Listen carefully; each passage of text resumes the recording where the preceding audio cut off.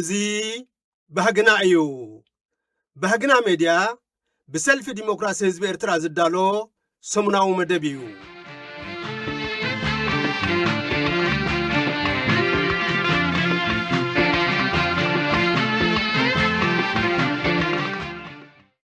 ክቡራንን ክቡራትን ተኸታተልቲ መደብ ባህግና ሜድያ ኣብ ናይ ሎሚ ፕሮግራምና ብምኽንያት መበል 35 ዓመት ናጽነት ኤርትራ በኣቦ ወንበር ፖለቲካዊ ሓይልታት ሓው ገረዝጌር ተወልደ ዘቕርቦ መግለጽ ኸነቕርብ ኢና። ርእሰ አንቀጽና ኢሳያስ ብዛዕባ ትራምፕ ገዲፉ ብዛዕባኡ ግዳዘ ይዛረብ ዘርእስቱ ኮይኑ ኣብ ሊቨርኩዝን ብመንእሰያት ሰልፊ ዝተዳለወ መበል 35 ዓመት በዓል ናጽነት ኤርትራ ሓው ክብሮም ዓንዶም ዘቕርቦ መግለጽ እውን ክህልወና እዩ። ሓቢርኩምና ጽንሑ ሰናይ ወሰላም ኣብ ዘለኹሞ ኣኽቲሙ መንዳዲ ናይ ሰላም ዓመታት ሓጐስ ተተኪኡ እንደ ሓዘናውያት ሰናይ ዛሕካ ሓርበኛ ጅግናና ሰለኻ በሪሁ ናይ ሓርነት ፋና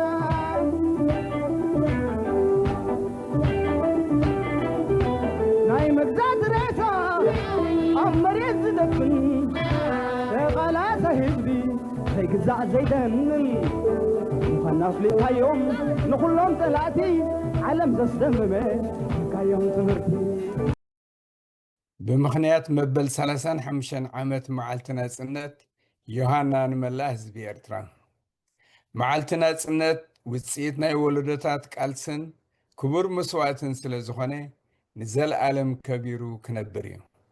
ስለዚህ ድማ ኣብ ውሽጥን ኣብ ደጋን ዝነብር መላ ህዝብና በብ መንገዱ ነዚ መበል 35 ዓመት መዓልቲ ናጽነት ዘብዕሎ ዘሎ ብስመይን ብስም ፖለቲካዊ ሓይልታት ኤርትራን ኣብ ኩሉ ኩርናዓት ዓለም ንዝርከብ ህዝቢ ኤርትራ ናይ ዮሃና መልእኽቲ የመሓላልፍ። ብፍላይ ብደገን ብውሽጥን ንልኡላውነት ሃገርና ዝፈታተን ተረኽቦታት ኣብ ዝረኣየሉ ዘሎ ግዜ ከምኡውን ገለ ሓያላት ሃገራት ፀረ ሃገራዊ ሕጊ ድልየቶም ኣብ ዝፍጽምሉ ዘሎ እዋን ነፍሲ ወከፍ ዜጋ ንልኡላውነት ሃገርና ናይ ምክልኻል ግዴታ ኣለዎ። እዚ ማለት ብዙሓት ሰልፍታት ዝዋስኡሉ ግዛኣት ሕጊ ዝሰፍነሉን ሰብኣዊ መሰላት ዝኸብረሉን ቅዋማዊ ምሕደራ ናይ ምትካል መብፅዓ ጠሊሙ ምልካዊ ስርዓት ተኺሉኑ ዘሎ ገባት ሓይሊ ምቕባል ኣይኮነን እኳ ደኣ ከመይ ኢልና ብዝወዲቕና ብኸመይ ካብዚ ማእልያ ዘይብሉ ጭቆና ተገላጊልና ንቡር ናብራ ክንነብር ንኽእል ኢልና ነንሓድሕድና ክንላዘብ ከም ዘሎና ርኢ። ካብዚ ነቒለ ዘመሓላልፍዎ መልእኽቲ ድማ ሓደ ህዝብና ተኸርሚኻ ሞት ኣሳፊሕካ ሞት ከም ዝበሃል ተቃዊምካ ኣይተቃዊምካ ኣደዳ ስደትን ማእሰርትን ድኽነትን ሕማምን ኮይንካ ምህላውካ ካብ ማንም ንላዕሊ ባዕልኻ ትፈልጦ ሓቂ እዩ። ስለዚ ንዘይንቡር ናብራ ከም ንቡር ምቕባል ወጊድ ኢልካ ንፍርህን ራዕድን ቀንጢጥካ ንሰብኣዊ መሰልካን ክብርኻን ክትለዓል ጽዋዓካ። ክልተ ሰራዊት ኤርትራ መሳርሒ ምልካዊ ስርዓት ካብ ምዃን ተቆጢቡ ኣብ ምክልኻል ሃገርን ኣብ ጎኒ ፍትሓዊ ቃልሲ ህዝብና ደው ክብል እጽዋዕ። ሰለስተ ሃገራውያን ሓይልታት ኤርትራ ኣብ ዝተሓት ሓበራዊ ነጥቢ ተጠርኒፍና ንህዝብና ተስፋ ክንህብን ኣድማዕቲ ኮይና ክንርከብን ሎሚ እውን ከም ትማሊ መድረኽ ይጠልበና ከም ዘሎ ካብ ቅድሚ ኩላትና ስውር ኣይኮነን እናበልኩ ሓደ ሰፊሕ ጽላል ንምቋም ብዕቱብ ክንተሓሓዞ ይጽዋዕ። ኣርባዕተ ደለይቲ ፍትሒ መንእሰያት ኤርትራ ንተጠልመ መብፅዓ መሊስኩም ሰላም ዝሰፈና ብልጽግቲ ኤርትራ ንኽትሃንጹ ኣብ ክሊ ሃገራዊ ዲሞክራሲያዊ መስመር ክትጥርነፉን ምስ ኩሎም ሃገራውያን ገዳይም ተቓለስቲ ሓቢርኩም ክሰርሑን ጽዋዓኩም። ናይ ኣርባዕታት ወለዶ ነቲ ኤርትራ ትመቓቐል ዝብል መግዛእታዊ ሽርሒ ኣፍሺሎም ሓድነት ኤርትራ ኣረጋጊጾም እዮም። ፖለቲካዊ ሰልፍታት መስሪቶም እውን ንብዙሕነት ህዝብና ኣሚኖም ተቓሊሶም እዮም። ይኹን እምበር ካብቲ ንኤርትራ ብምልክዕ ፌደሬሽን ኣብ ትሕቲ ሃፅያዊ ስርዓት ኢትዮጵያ ክትቁረን ዝገበረ ኣህጉራዊ ውዲት ከምልጡ ይከኣሉ። ናይ እንስሳታት ወለዶ ሰብ ዘይብል መስዋዕቲ ከፊሎም ናጽነት ዓቂቦምን ናይ ሃገርና ልኡላውነት ኣረጋጊጾምን እዮም። ናይ ህዝቢ ልኡላውነት ኣብ ምርግጋጽ ግን ፈሺሎም ጥራሕ ዘይኮነ መብጽዓ ሃገራዊ ቃልሲ ጠሊሞምን መልኪ ተኺሎምን እዮም። ስለዚ ድማ ፍትሕን ሰላምን ብልጽግናን ዝዓሰሎ ናይ ህዝቢ ልኡላውነት ምርግጋጽ ዒጫ ናይ ሎሚ ወለዶ ኮይኑ ኣሎ። ማዕሪኡ ኮይንኩም ከም እትርከቡን ክትዕወቱን ድማ እምነ። 5 ኤርትራ ብስትራቴጂካዊ ኣቀማምጣ ባህርያዊ ጸጋታታን ቆላሕታ ናይ ሓያልያ ሃገራት ስሒባ ኣላ። ገሰት ሰብኣዊ መሰላት ተረሲዑ መደልደሊ ምልኪ ንኸይከውን እተወሃሃደ ዲፕሎማስያዊ ምንቅስቓስ ከነካይድ ይጽዋዕ።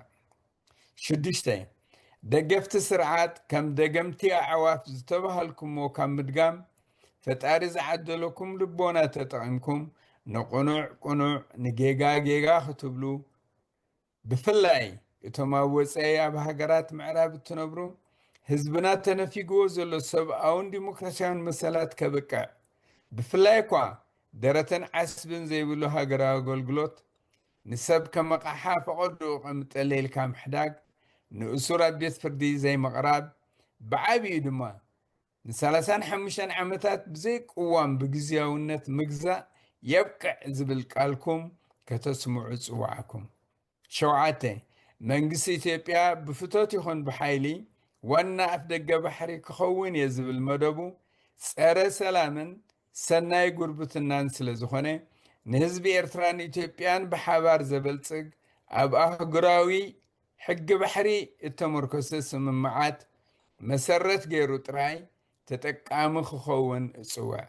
ዞባና ሰላም ጸሚእዎ ኣሎ እሞ ውግእ ይኣኽሎ። ዓወት ንፍትሓዊ ዲሞክራስያዊ ቃልሲ ህዝብና ውድቀት ንምልካዊ ስርዓት ኣስመራ ዘለኣለማዊ ዝኽርን ክብርን ንሰማዕታትና።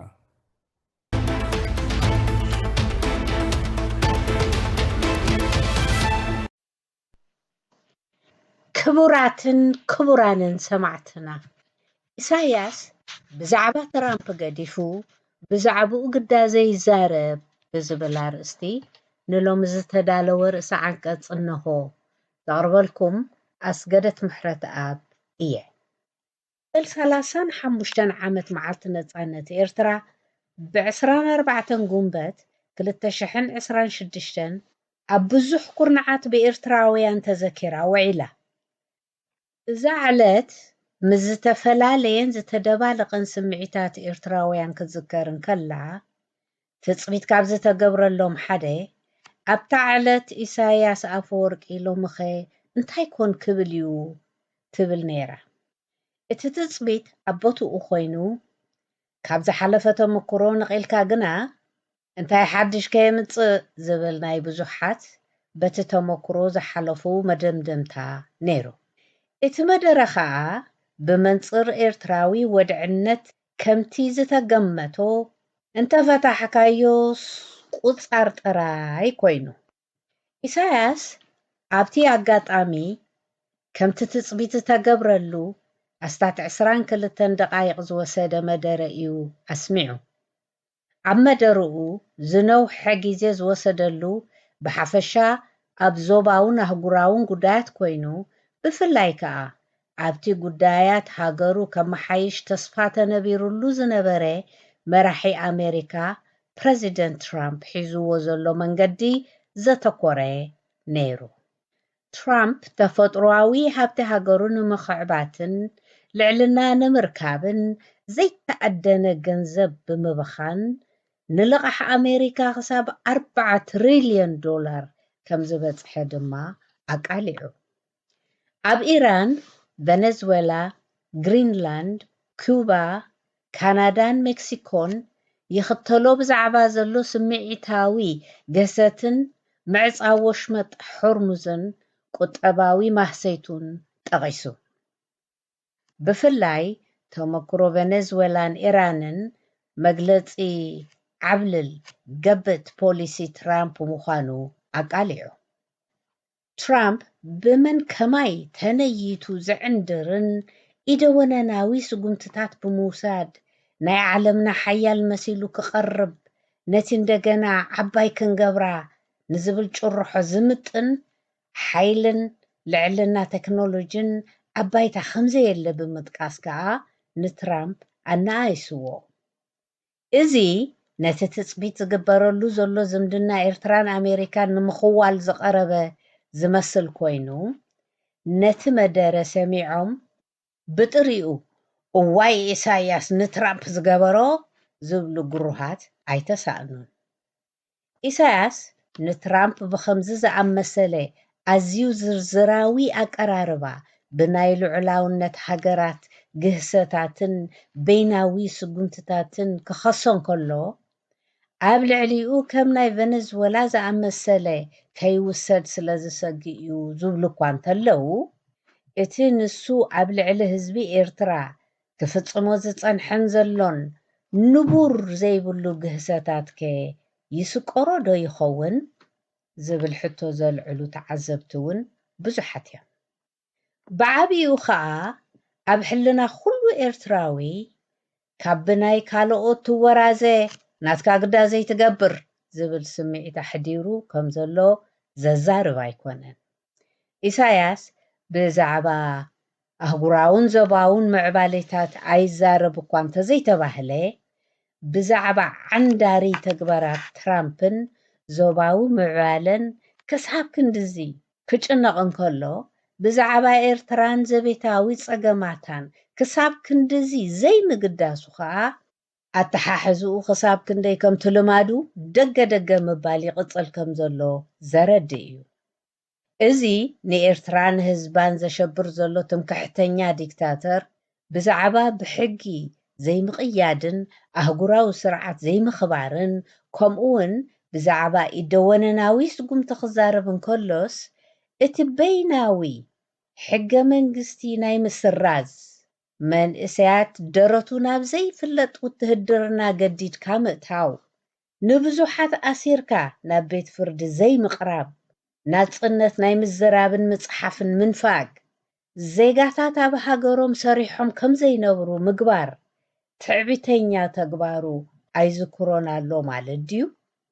ብመንፅር እዚ ኢሳያስ ዓቕምን ዕድልን እንተዝረክብ ከምቲ ትራምፕ ካብ ዘቤታዊ ምጥሓስ ሕግታት ጀሚሩ ፈቅዶ ሃገራት ዝዕንድሮ ዘሎ ካብ ምግባር ንድሕሪት ኣይምበለን ዝብል ናይ ብዙሓት ሚዛን ካብ ሓቂ ዝረሓቐ ኣይኮነን።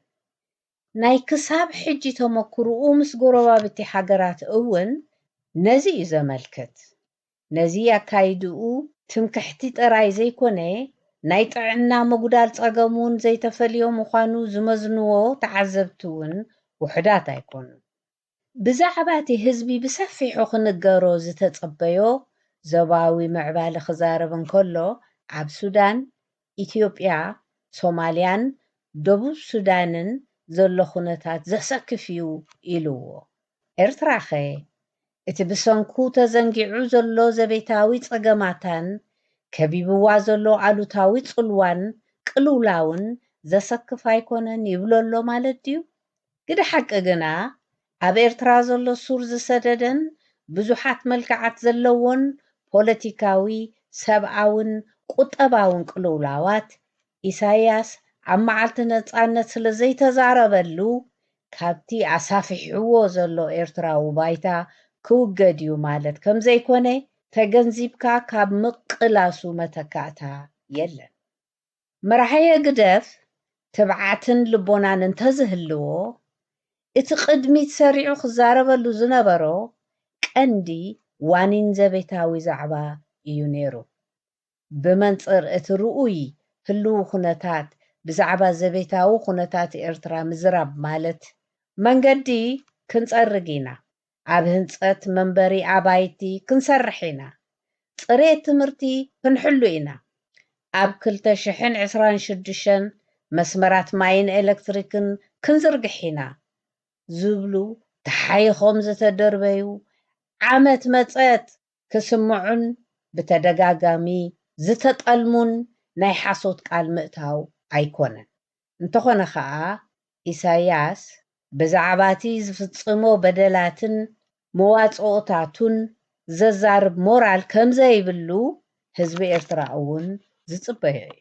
ኣይኮነን ዶ ኣብ ከም መዓልቲ ነፃነት ዝኣመሰለ ግዚኡ ሓልዩ ዝመጽእ ምኽንያታዊ ኣጋጣሚ መድረኽ ፈጢርካ እውን ክዝረበሉ ብዛዕባ ዝነበሮ ተደጋጋሚ ፈኸራ ፌደራላዊ መንግስቲ ኢትዮጵያ ኣንጻር ልዕላውነትን ግዝኣታዊ ሓድነትን ኤርትራ ብጎቦጎቦን ነቲ ህዝቢ ብዘይርድኦ ኣሽሙርን ዘይኮነ ብግሉፅን ቀጥታዊ መልክዕን ክዘረበሉን ንህዝቢ ኣቕጣጫ ዘትሕዝ መልእኽቲ ከመሓላልፈሉን ምተገበኦ። ኣብዚ እዋን እዚ ኣብ ዝተፈላለዩ ማሕበራዊ መራኸቢታት ኣብ መንጎ ኤርትራን ኣሜሪካን ሓድሽ ምዕራፍ ዝኸፍት ዝመስል ምዕባለ ከም ዘሎ ዝዝረብ ብዙሕ እዩ። ኣብዚ ዛዕባ እዚ እውን እቲ ሓቂ እንታይ ምዃኑ ንህዝቢ ኤርትራ ክንገሮ እዋናዊ ነይሩ ግና ኣይተገብረን። ነቲ ውሽጢ ሕሩር እንከሎ ዘርእዮ ምዉቕን ፍስሁን ተሳትፍኡ ተዓዚቦም ህዝቢ ኤርትራ ኣብ ዝሓለፉ 35 ዓመታት ንዘቤታዊ መግዛእቲ ህግደፍ ሓንጎፋ ኢሉ ዝቕበሎ መሲልዎም ዝግረሙ ወገናት ኣለዉ። እንተኾነ ኢሳያስን ጉጅሉኡን ደኣ ምስ ክብሪ ነፃነት ኤርትራ ከም ቁርዲት ተጣቢቖም ምፍላዮም ኣጸጊምዎ እንተዘይኮይኑ እቲ ምዉቕ ተሳትፎ ህዝቢ ኤርትራ ኣብቲ በዓል ንኽብሪ ረዚን ዋጋ ዝኸፈለላ ናጽነትን ንዝኽሪ እቶም ቃሎም ዝተጠልመ ሰማዕታት ተዘይኮይኑ ወፃ ህግደፍ ንምምራቕ ዝዓለመ ከም ዘይኮነ ክዝንጋዕ የብሉን። ናይ ሎሚ ርእሲ ዓንቀጽና ኣብዚ ይፍጸም። ኣብ ዝመጽእ ግዜ ብኻልእ ትሕዝቶ ክሳብ ንራኸብ ሰላም።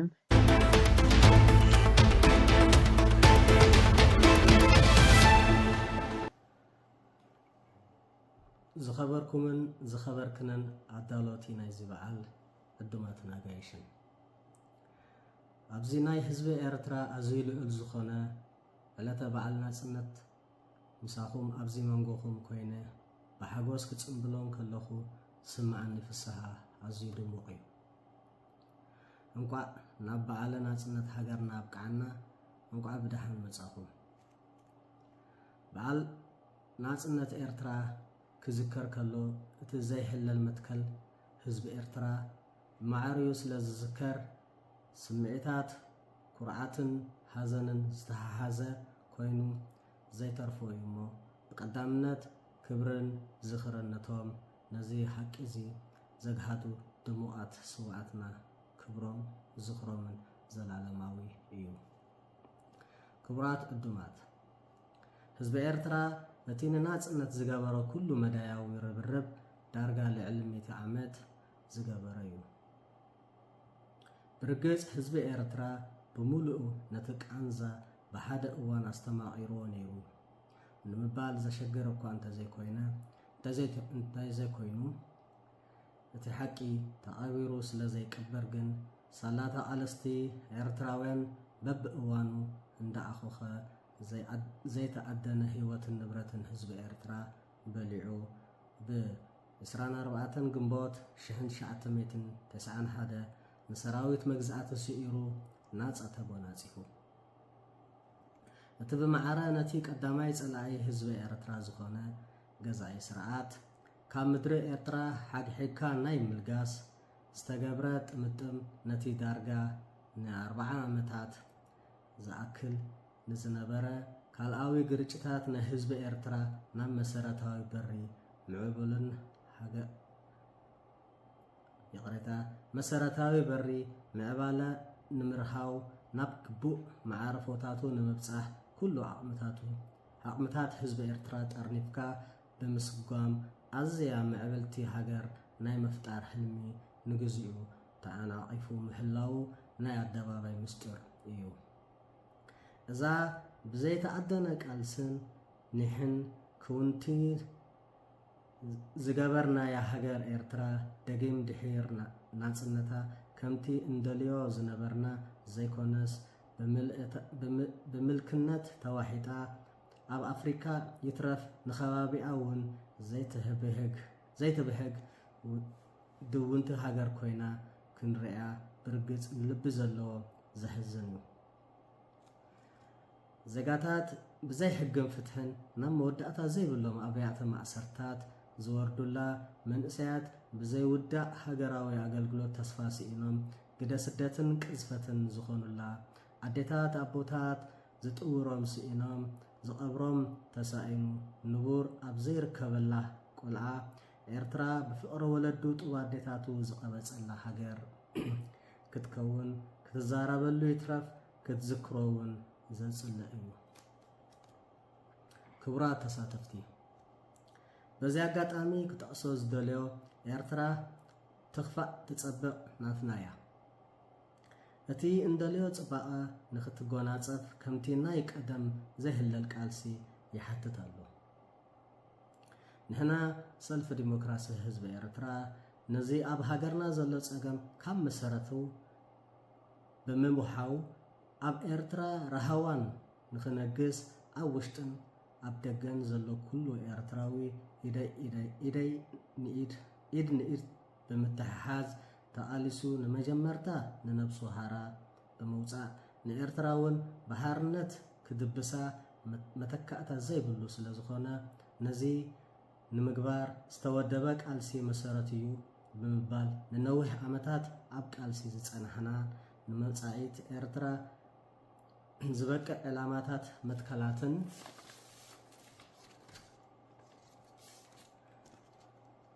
መትከላትን ኣስፊርና እንቃለስ ዘለና ኢና ነዚ ክውን ንምግባር ግን በአባላት ሓደ ውድብ ወይ ሰልፊ ንበይኖም ዝዕወቱ ስለ ዘይኮይኑ ኩሉ ኤርትራ ደላይ ለውጢ ኣብ ሓደ ናይ ቃልሲ ጽላል ተጠርኒፉ አንጻር ምልኪ ንኽቃለስ ጽባሕ ዘይባሃሎ መድረኽ ምህላውና ተገንዚብና ሃየ ኢደይ ኢድካ ንበል ዓወት ንቃልሲ ህዝቢ ኤርትራ ውድቀት ንምልካዊ ስርዓት ሕግደፍ هو ንቀዋማዊት ምምሕዳራዊት ዲሞክራሲን ልምዓትን ስለሰማዕኹምኒ የመስግን ክብረት ይሃበለይ 23 ግንቦት 2026 ሃገረ ጀርመን ይቀኒየለ